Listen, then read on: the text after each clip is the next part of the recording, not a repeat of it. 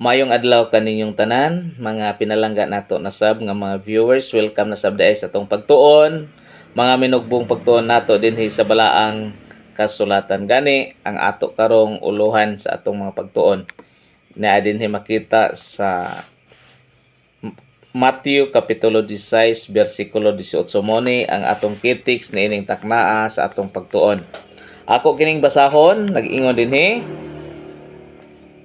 Og sultihan ko ikaw nga ikaw mao si Pedro, og sa ibabaw nining bato pagatukuron ko ang akong iglesia, og ang mga gahom sa kamatayon dili gayud makabuntog kaniya.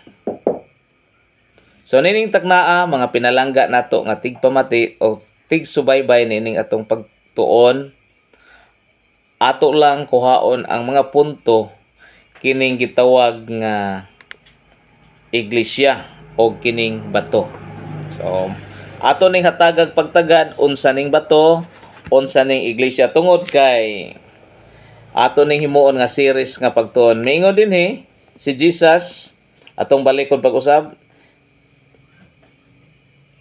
Og sultihan ko ikaw nga ikaw mao si Pedro og sa ibabaw nining bato pagatukuron ko ang akong iglesia og ang mga gahom sa kamatayon dili gayud makabuntog kaniya. So una atong lantawon mga pinalangga unsa man ni ang bato. Atong lantawon sa 1 Corinto kapitulo 10 bersikulo 4 kay ang iglesia dinha man tukuron sa bato. So atong lantawon sa pagpamalandong unsa may kahulugan sa bato. 10:4 nagkanayon dinhi atong hatagag pagtagad. Ingon siya dinhi,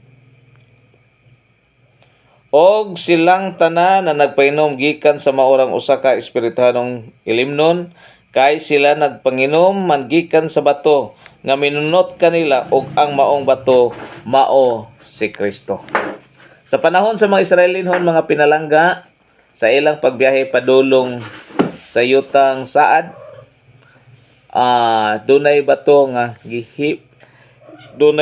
nga kadtong batuha kung ila kadtong kinahanglanon dunay tubig nga moagas niadto, o gani kadtong bato nga matud paminunot kanila nagsimbolo diito or naghulagway diito kang Kristo.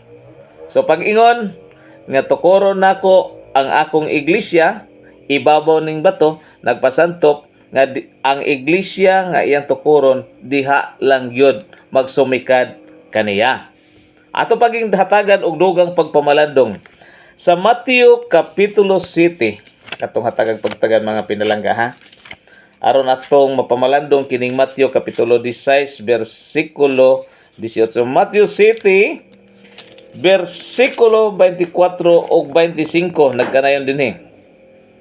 Busa bisan kinsa nga magapatalingog nining akong mga pulong ug mga tuma niini, may sama siya sa usa ka taong butan nga nagtukod siyang balay ibabaw sa bato. Og unya mibundak ang ulan, og mibulog ang mga baha, og mihuros ang mga hangin, og mihapak niadtong balaya, apan kadto wala mapukan, kay natukod man ibabaw sa bato.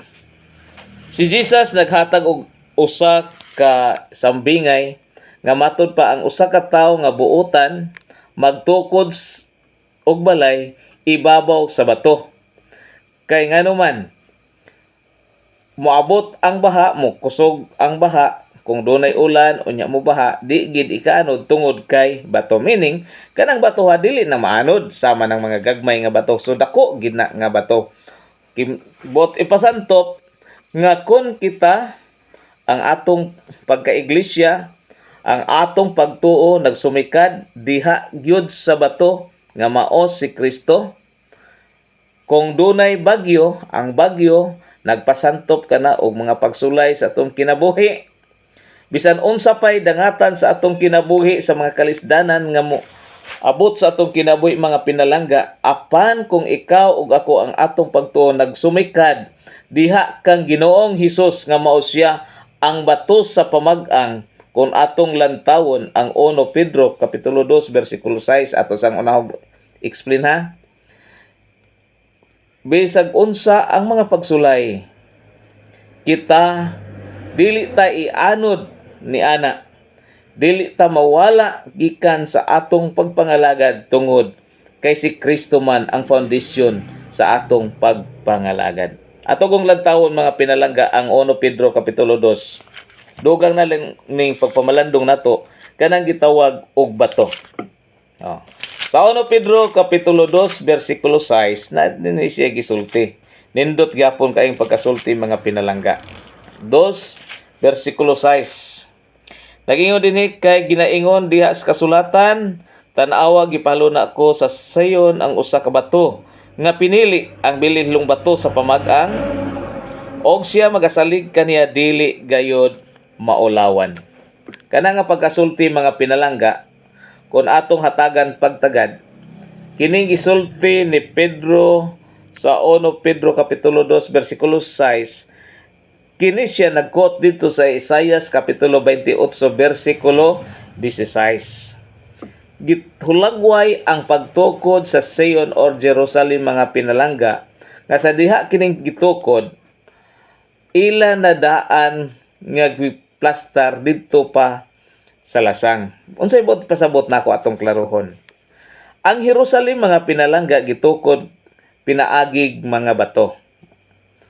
Kanang mga bato ginasapsapan nila daan dito sa bukid.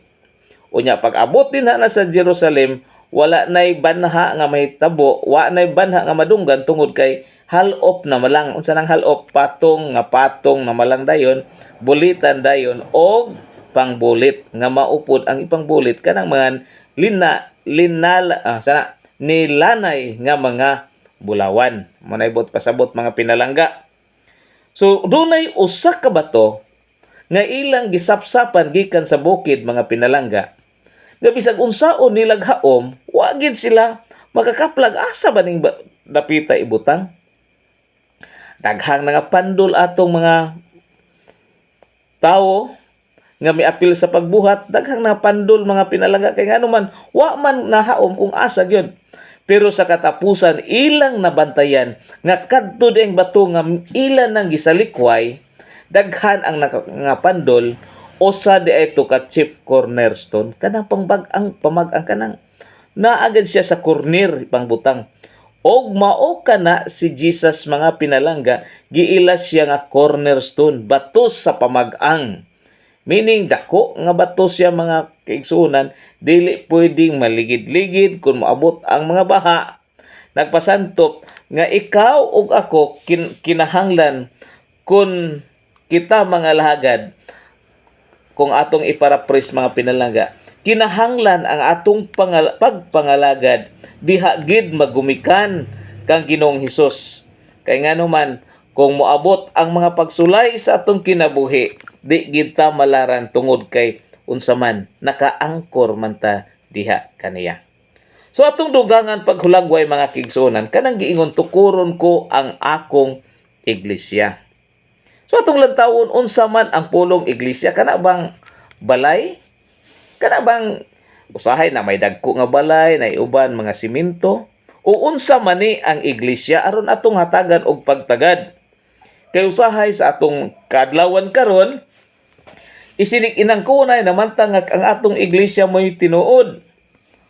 Pero atong hatagan og pagtagad base lang sa kasulatan, dili lang base sa atong mga kanang komentaryo. So atong lantawon ang Buhat Kapitulo 20 versikulo 28, kung unsay giingon may tungod sa iglesia, giunsa paghulagway ni Pablo ang kahulugan o ang iglesia. So sa Buhat Kapitulo 20 versikulo 28 nagkanayon dinhi. Tagda ninyo ang inyong kaugalingon ug ang tibuok panon nga niini ang Espiritu Santo mao ang naghimo niini ninyong mga magbalantay sa pagtagad sa iglesia sa Ginoo nga iyang nabatunan pinaagi sa iyang kaugalingong dugo. Sa lain na gipalit pinaagi sa iyang kaugalingong dugo. Ang iglesia sa Ginoo gipalit pinaagi sa iyang kaugalingong dugo. So niini nga pagkapunto dili ng iglesia kanang butangan natong placard, kanang dagko kayong building, dagko kayong mga katedral, napoy gagmay, dili na siya mauna ang tinuod nga iglesia. Gitawag lang ng iglesia kay naay mga tao din pero sa sumala sa kasulatan, ang iglesia di ay kadtong gipalit sa dugo ni Kristo, mao ikaw, mao ako, mao kita ang mga tao.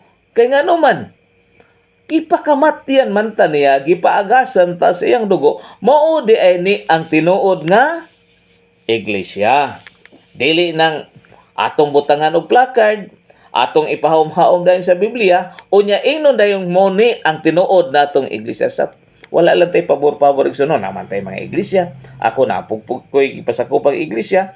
Apan dili ang iglesia kanang gibutang og placard, muna siya ang gipalit sa dugo ni Kristo, kun dili ikaw, ako, kitang tanan, ang mga tao mao na ang gitawag og iglesia. Kay mo man na ang gipalit ni Kristo siyang kaugalingong dugo. Usan lang ka teksto, daghan mang punto sa iglesia mga pinalangga. Pero ato lang hatagag pagtagad, pipila lang aron di ta kay mawala. Sa 1 Korinto kapitulo 11 versikulo 18, atong lantawon dugang ug unsa ning pulong paging iglesia. Tinuod ba tong gisulti ni Pablo nga ang iglesia gipalit sa dugo ug atong gipasantok mga tawo. Versikulo 18 nag-ingon dinhi, kay unas tanan na nagtigom kamo ingon nga iglesia, madunggan ko na kung adunay mga pagkabahin-bahin diha kaninyo ug adunay ug adunay bahin ni ining akong paggahindunggan nga gituuhan ko nga tinuod. Kining punto lang ha. Ingon siya dinhi, kay unas tanan sa nagkatigom kamo ingon nga iglesia. Ang iglesia kabalo magtigom. Meaning, ang tao, kita di ay mao ang gitawag og iglesia. Kanang mga tao nga nagtigom, sulod ni anang gambalay, mao na ang tao.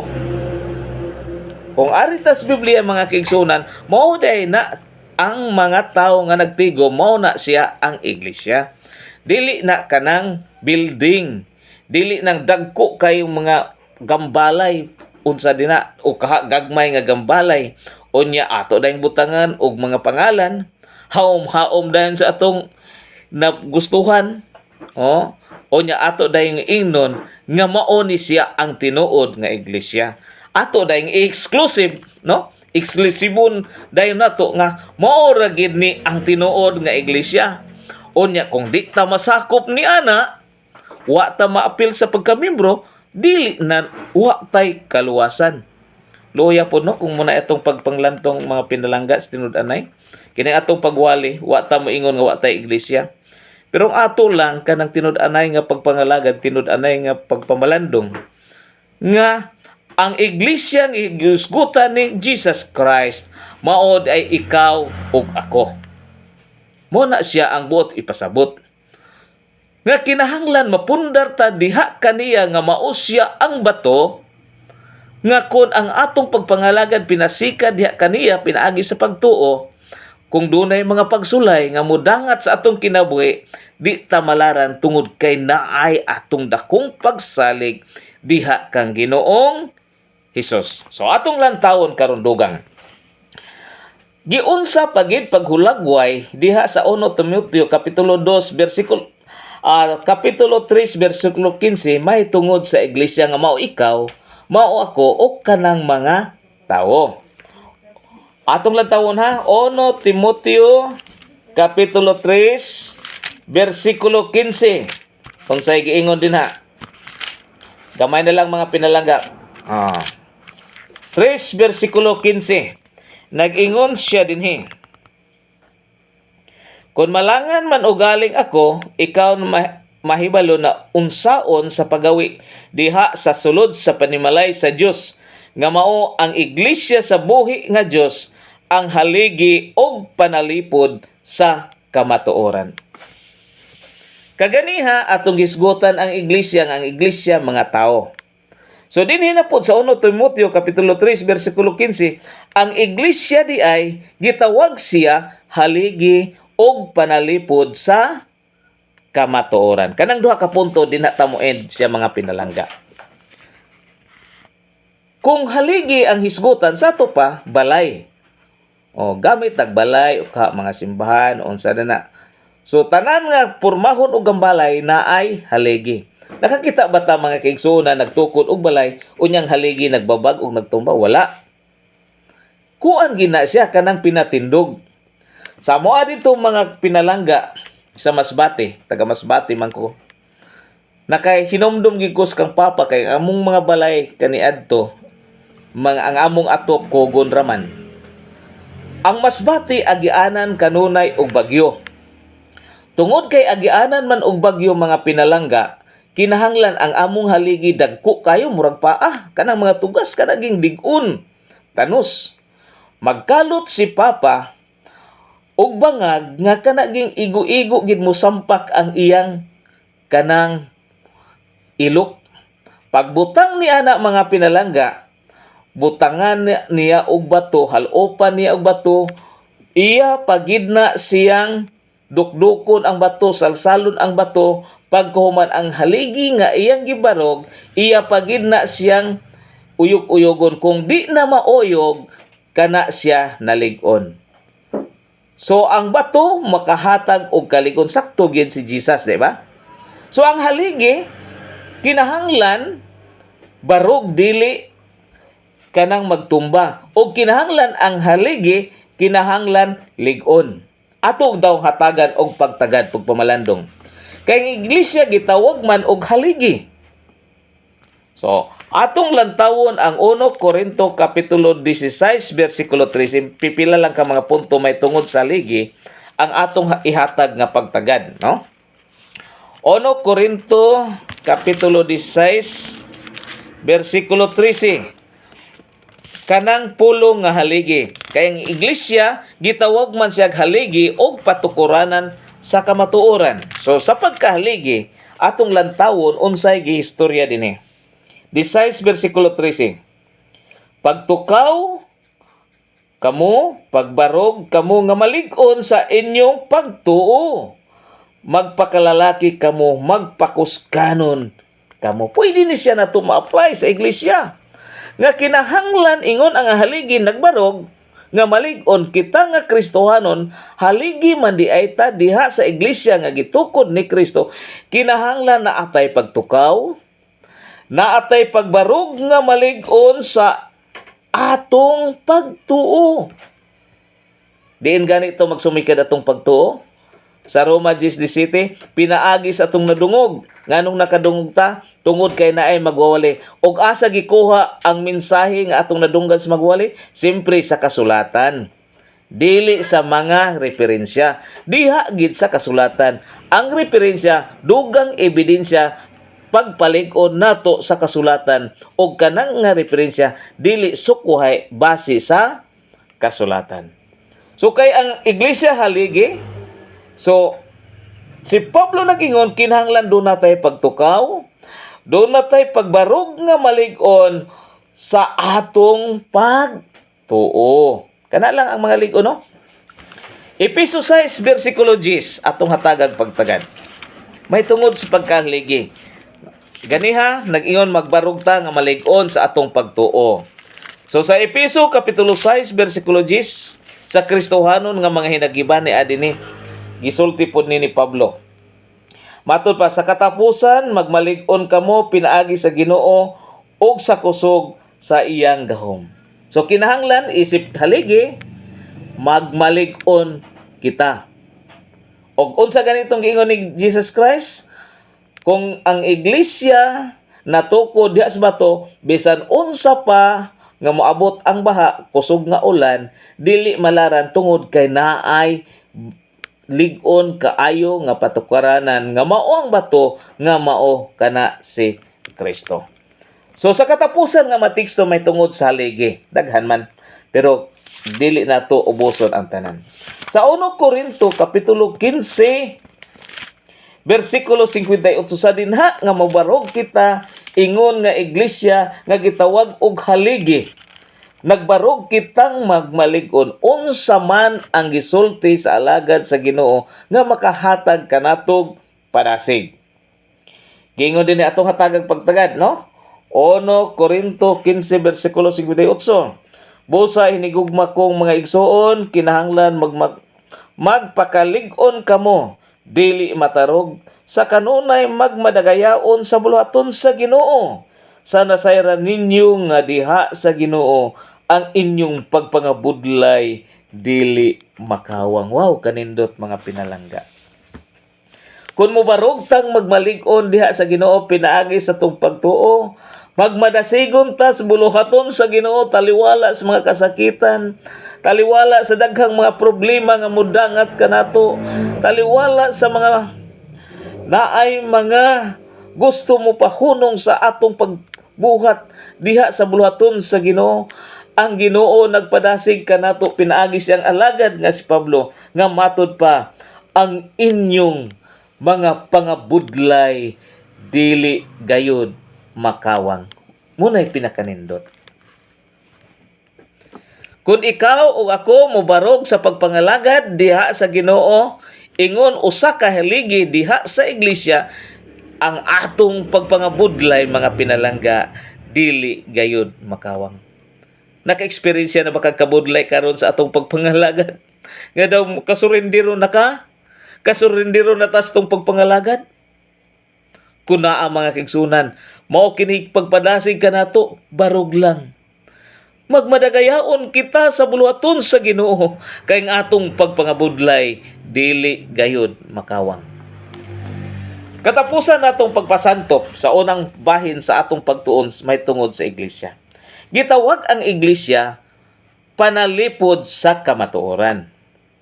Unsay bot pasabot, dili ang iglesia mao ang kamatuoran, kundili panalipod siya sa kamatuoran.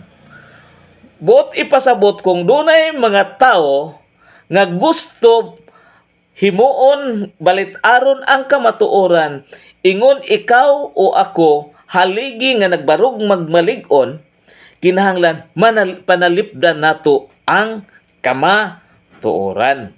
Dili ta magbuhat og atong hunahunaon kamatuoran.